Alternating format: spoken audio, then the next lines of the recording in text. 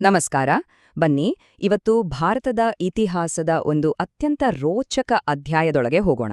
ನಾವಿಂದು 300 ವರ್ಷಗಳಿಗೂ ಹೆಚ್ಚು ಕಾಲ ಆಳಿದ ಭಾರತದ ರಾಜಕೀಯ ಮತ್ತು ಸಾಂಸ್ಕೃತಿಕ ಭೂಪಟವನ್ನೇ ಬದಲಿಸಿದ ದೆಹಲಿ ಸುಲ್ತಾನರ ಕಥೆಯನ್ನ ನೋಡೋಣ. ಸರಿ, ಈ ಕಥೆಯ ಹೃದಯ ಭಾಗಕ್ಕೆ ನೇರವಾಗಿ ಧುಮುಕೋಣ. ಒಬ್ಬ ಗುಲಾಮ. ಯೋಚನೆ ಮಾಡಿ, ಅಧಿಕಾರ, ಸಂಪತ್ತು ಏನೂ ಇಲ್ಲದ ಒಬ್ಬ ವ್ಯಕ್ತಿ 3 ಶತಮಾನಗಳ ಕಾಲ ನಿಲ್ಲುವಂಥ ಒಂದು ಬೃಹತ್ ಸಾಮ್ರಾಜ್ಯವನ್ನ ಕಟ್ಟೋಕೆ ಹೇಗ್ ಸಾಧ್ಯ? ಈ ಪ್ರಶ್ನೆಯೇ ನಮ್ಮ ಇವತ್ತಿನ ವಿಶ್ಲೇಷಣೆಯ ಕೇಂದ್ರಬಿಂದು. ಆ ಪ್ರಶ್ನೆಗೆ ಉತ್ತರ ಇಲ್ಲಿದ್ದಾನೆ ನೋಡಿ. ಕುತುಬುದ್ದೀನ್ ಐಬಕ್ ಮೂಲತಃ ಒಬ್ಬ ಗುಲಾಮನಾಗಿ ಬದುಕನ್ನ ಶುರುಮಾಡಿ ತನ್ನ ಸಾಮರ್ಥ್ಯ ಮತ್ತು ನಿಷ್ಠೆಯಿಂದ ದೆಹಲಿಯ ಮೊದಲ ಸುಲ್ತಾನನಾಗಿ ಇತಿಹಾಸದ ದಿಕ್ಕನ್ನೇ ಬದಲಿಸಿದ ವ್ಯಕ್ತಿ. ಇವನ ಕಥೆಯಿಂದಲೇ ನಮ್ಮ ಇವತ್ತಿನ ಪಯಣ ಶುರುವಾಗೋದು. ಆದರೆ ಈ ದೆಹಲಿ ಸುಲ್ತಾನರ ಆಳ್ವಿಕೆ ಏನಿದೆ ಅಲ್ವಾ, ಇದು ಒಂದೇ ರಾತ್ರಿಯಲ್ಲಿ ಹುಟ್ಕೊಂಡಿದ್ದಲ್ಲ. ಇದರ ಹಿಂದೆ ಶತಮಾನಗಳ ಕಾಲ ನಡೆದ ವಿದೇಶಿ ಆಕ್ರಮಣಗಳ ಒಂದು ದೊಡ್ಡ ಕಥೆಯೇ ಇದೆ. ಆ ಅಡಿಪಾಯದ ಮೇಲೆನೇ ಈ ಸಾಮ್ರಾಜ್ಯವನ್ನ ಕಟ್ಟಿದ್ದು. ದೆಹಲಿ ಸುಲ್ತಾನರ ಸ್ಥಾಪನೆಗೆ ದಾರಿ ಮಾಡಿಕೊಟ್ಟ ಘಟನೆಗಳು ಶತಮಾನಗಳ ಹಿಂದೆ ಶುರುವಾಗಿದ್ವು. ನೋಡಿ, 712ರಲ್ಲಿ ಅರಬ್ಬರು ಸಿಂಧ್ ಪ್ರಾಂತ್ಯಕ್ಕೆ ಬರ್ತಾರೆ. ಆಮೇಲೆ ಘಜ್ನಿಯ ಮಹಮೂದ್ ಭಾರತದ ಸಂಪತ್ತನ್ನ ಲೂಟಿ ಮಾಡೋಕೆ ಅಂತಾನೆ ಬರೋಬ್ಬರಿ 17 ಸಲ ದಾಳಿ ಮಾಡ್ತಾನೆ. ಆದ್ರೆ ಇಡೀ ಆಟವನ್ನೇ ಬದಲಿಸಿದ್ದು, ಆ ನಿಜವಾದ ಟರ್ನಿಂಗ್ ಪಾಯಿಂಟ್ ಬಂದಿದ್ದು ಮಹಮ್ಮದ್ ಘೋರಿಯ ಆಕ್ರಮಣದಿಂದ. ಗಜ್ನಿಯ ಮಹಮೂದ್ನ ದಾಳಿಗಳು ಅಂದ್ರೆ ಸುಮ್ನೆ ಯುದ್ಧಗಳಾಗಿರಲಿಲ್ಲ, ಅವು ಸಂಪತ್ತಿನ ಲೂಟಿಗಾಗಿಯೇ ನಡೆದಿದ್ದು. ಗುಜರಾತಿನ ಆ ಪ್ರಸಿದ್ಧ ಸೋಮನಾಥ ದೇವಾಲಯದ ಮೇಲಿನ ದಾಳಿ ಇದೆಯಲ್ಲ, ಆ ಕಾಲದಲ್ಲಿ ಎಂಥ ಅಪಾರ ಸಂಪತ್ತಿತ್ತು ಮತ್ತೆ ದಾಳಿಯ ತೀವ್ರತೆ ಎಷ್ಟಿತ್ತು ಅನ್ನೋದಕ್ಕೆ ಇದೊಂದೇ ಉದಾಹರಣೆ ಸಾಕು. ಇಲ್ಲಿಂದ ನೋಡಿ, ಕಥೆ ಒಂದು ಸಿನೆಮಾದ ತರಹ ತಿರುವು ಪಡ್ಕೊಳ್ಳುತ್ತೆ.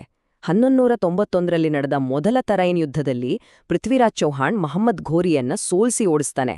ಆದ್ರೆ ಸರಿಯಾಗಿ ಒಂದೇ ವರ್ಷದಲ್ಲಿ ಘೋರಿ ಮತ್ತೆ ವಾಪಸ್ ಬರ್ತಾನೆ. ಈ ಸಲ 2ನೇ ಯುದ್ಧದಲ್ಲಿ ಪೃಥ್ವಿರಾಜನನ್ನ ಸೋಲಿಸಿ ದೆಹಲಿಯನ್ನ ವಶಪಡಿಸ್ಕೊಳ್ತಾನೆ. ಈ ಒಂದೇ ಒಂದು ಗೆಲುವು ದೆಹಲಿ ಸುಲ್ತಾನರ ಆಳ್ವಿಕೆಗೆ ಅಡಿಪಾಯ ಹಾಕ್ಬಿಡ್ತು. ಘೋರಿ ತಾನು ಗೆದ್ದ ಪ್ರದೇಶಗಳನ್ನೆಲ್ಲ ತನ್ನ ನಂಬಿಕೆಸ್ಥ ಸೇನಾಪತಿ ಐಬಕ್ಗೆ ಕೊಟ್ಟು ವಾಪಸ್ ಹೋಗ್ತಾನೆ. ಇಲ್ಲಿಂದ ಶುರುವಾಗುತ್ತೆ ನೋಡಿ, ಮುಂದಿನ 300 ವರ್ಷಗಳ ಕಾಲ ನಡೆದ ಒಂದು ರಾಜವಂಶಗಳ ರಿಲೇ ರೇಸ್. ಒಂದಾದ ಮೇಲೆ ಒಂದು ವಂಶ ಅಧಿಕಾರದ ಬ್ಯಾಟನನ್ನ ಮುಂದಿನವರಿಗೆ ಪಾಸ್ ಮಾಡ್ತಾ ಹೋಗುತ್ತೆ. ಈ ರಿಲೇ ರೇಸ್ನಲ್ಲಿ 5 ಮುಖ್ಯ ತಂಡಗಳಿದ್ವು. ಮೊದಲು ಐಬಕ್ಷುಗು ಮಾಡಿದ ಗುಲಾಮಿ ಸಂತತಿ, ಆಮೇಲೆ ಖಿಲ್ಜಿಗಳು, ನಂತರ ತುಗ್ಲಕ್ಗಳು, ಆಮೇಲೆ ಸಯ್ಯದ್ಗಳು ಮತ್ತು ಕೊನೆಗೆ ಬಂದಿದ್ದು ಲೋದಿಗಳು. ಈ ಪ್ರತಿಯೊಂದು ವಂಶವೂ ಇತಿಹಾಸದ ಮೇಲೆ ತಮ್ಮದೇ ಆದ ಒಂದು ಗುರುತನ್ನ ಬಿಟ್ಹೋಗಿದ್ದಾರೆ. ಈ ಗುಲಾಮಿ ಸಂತತಿಯಲ್ಲಿ ಒಬ್ರು ಅಸಾಧಾರಣ ಆಡಳಿತಗಾರ್ತಿಯ ಕಥೆಯಿದೆ. ಅವರೇ ರಜಿಯಾ ಸುಲ್ತಾನ. ದೆಹಲಿ ಸಿಂಹಾಸನವನ್ನ ಏರಿದ ಮೊದಲ ಮತ್ತು ಏಕೈಕ ಮಹಿಳೆ. ತನ್ನ ಧೈರ್ಯದಿಂದ, ಆಡಳಿತದ ಚಾಕಚಕ್ಯತೆಯಿಂದ ಇವತ್ತಿಗೂ ಇತಿಹಾಸದಲ್ಲಿ ಅಚ್ಚಳಿಯದೇ ಉಳಿದಿದ್ದಾರೆ. ರಜಿಯಾ ಸುಮ್ನೆ ಹೆಸರಿಗೆ ರಾಣಿ ಆಗಿರ್ಲಿಲ್ಲ. ಅವರು ಗಂಡಸರ ಉಡುಗೆ ತೊಟ್ಟು ಯುದ್ಧಭೂಮಿಯಲ್ಲಿ ಸೈನ್ಯವನ್ನ ಮುನ್ನಡೆಸ್ತಿದ್ರು. ಆಸ್ಥಾನದಲ್ಲಿ ತಾವೇ ಕೂತು ನ್ಯಾಯ ತೀರ್ಮಾನ ಮಾಡ್ತಿದ್ರು. ಆದ್ರೆ ಒಬ್ಬ ಮಹಿಳೆ ತಮಗಿಂತ ಮೇಲೆ ಕೂತು ಆಳೋದನ್ನ ಸಹಿಸೋಕಾಗದ ಕೆಲವು ಸರ್ದಾರರು ಸಂಚು ಮಾಡಿ ಅವರನ್ನ ಕೊಂದುಹಾಕಿದ್ರು. ಆ ಕಾಲದ ಸವಾಲುಗಳು ಎಷ್ಟೊಂದು ಕಠಿಣವಾಗಿದ್ವು ಅನ್ನೋದಕ್ಕೆ ಇದು ಸಾಕ್ಷಿ. ಸರಿ, ಈಗ ರಿಲೇ ರೇಸಿನ 2ನೇ ಹಂತಕ್ಕೂ ಹೋಗೋಣ. ಅಧಿಕಾರದ ಬ್ಯಾಟನೀಗ ಖಿಲ್ಜಿ ವಂಶದ ಕೈಗೆ ಬಂದಿದೆ. ಇವರ ಆಳ್ವಿಕೆ ಅಂದ್ರೇನೆ ನಿರ್ದಯ ವಿಸ್ತರಣೆ ಮತ್ತು ಉಕ್ಕಿನ ಹಿಡಿತಕ್ಕೆ ಫೇಮಸ್ ಆಗಿತ್ತು. ಖಿಲ್ಜಿಗಳಲ್ಲಿ ಅತ್ಯಂತ ಪ್ರಬಲ, ಕ್ರೂರ ಅಂದ್ರೆ ಅಲ್ಲಾವುದ್ದೀನ್ ಖಿಲ್ಜಿ. ಅವನದ್ದು 2 ಮುಖದ ತಂತ್ರ.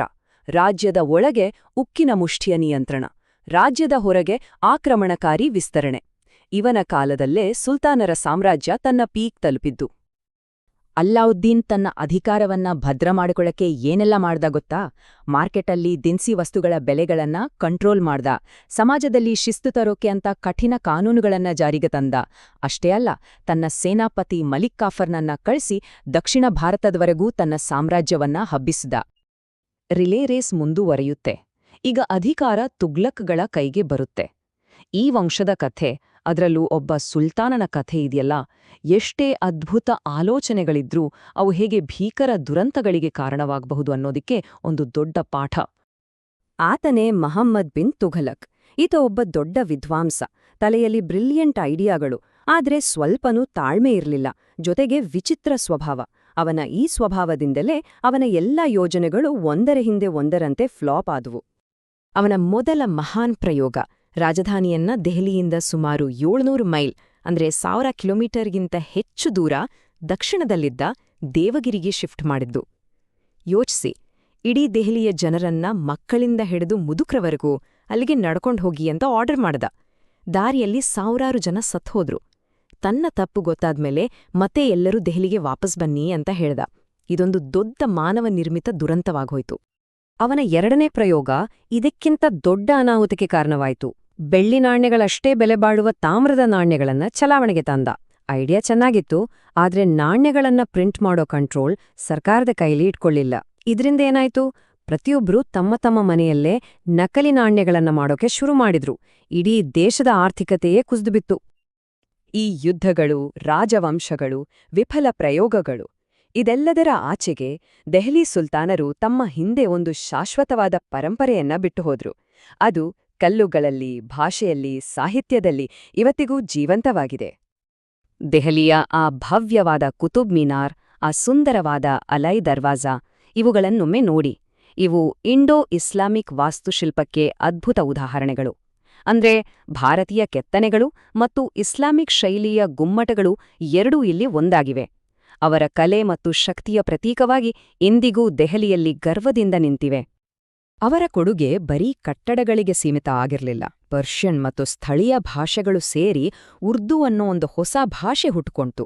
ಇವತ್ತಿಗೂ ಇದು ಉಪಖಂಡದ ಪ್ರಮುಖ ಭಾಷೆಗಳಲ್ಲಿ ಒಂದು. ಅಮೀರ್ ಖುಸ್ರು ಅವರಂತಹ ಕವಿಗಳು ಸಿತಾರ್ ಮತ್ತು ತಬಲಾದಂತಹ ಅದ್ಭುತ ವಾದ್ಯಗಳನ್ನ ಜಗತ್ತಿಗೆ ಕೊಟ್ರು.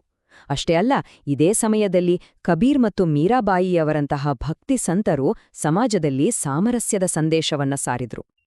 ಕೊನೆಗೆ 320 ವರ್ಷಗಳ ದೀರ್ಘ ಆಳ್ವಿಕೆಯ ನಂತರ 1526ರಲ್ಲಿ ನಡೆದ ಮೊದಲ ಪಾಣಿಪತ್ ಕದನದಲ್ಲಿ ಕೊನೆಯ ಸುಲ್ತಾನ್ ಇಬ್ರಾಹಿಂ ಲೋದಿ ಬಾಬರನ ಮುಂದೆ ಸೋತ.